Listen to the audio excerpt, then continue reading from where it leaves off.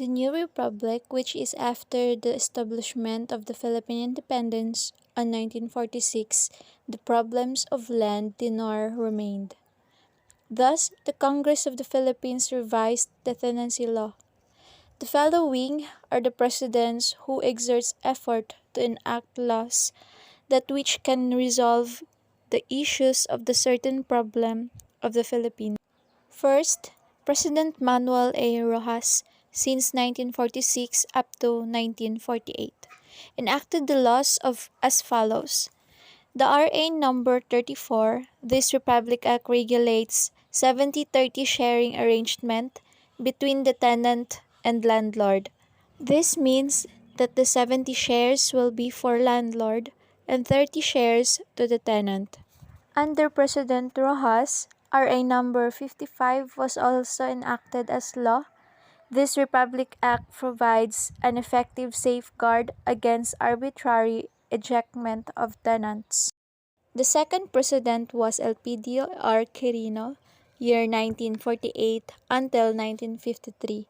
He enacted the law of replaced the National Land Settlement Administration with Land Settlement Development Corporation, as called as LASEDECO, that was overtaking the responsibilities of the Agricultural Machinery Equipment Corporation and the Rice and Corn Production Administration. This law was the Executive Order number 355 that was issued on October 23, 1950. Thirdly, President Ramon Magsaysay, since year 1953 up to 1957, enacted the following laws.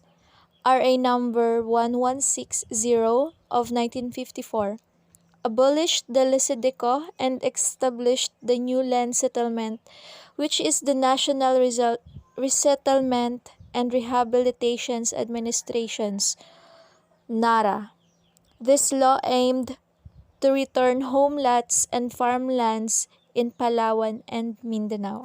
Republic Act number 1199, the Agricultural Tenancy Act of 1954, which governs the relationship between landowners and tenant farmers when it comes to share-tenancy system and leaseholds.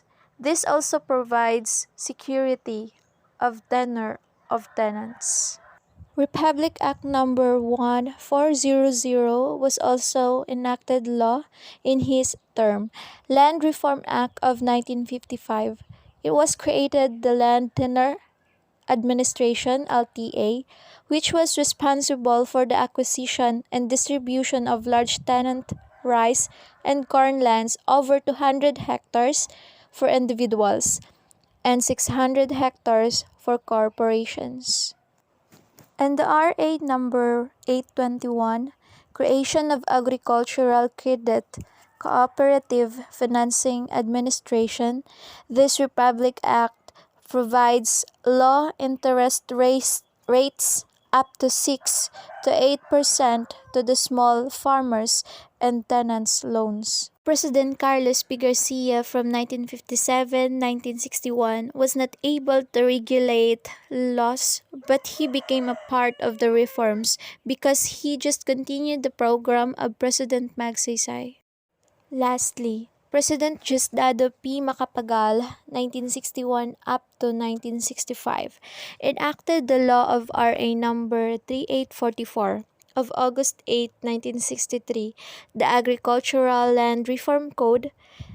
This reform is the major land reform arrived during his term.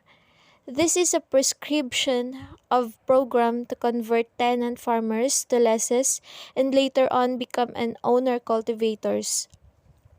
This aims to free tenants from tenancy and emphasize owner cultivatorship and farmers' independence, equity, productivity improvement, and public land distributions. He also provides an administrative for machinery's implementation, institutionalized judicial systems of agrarian cases, many services that our Filipino farmers would benefit.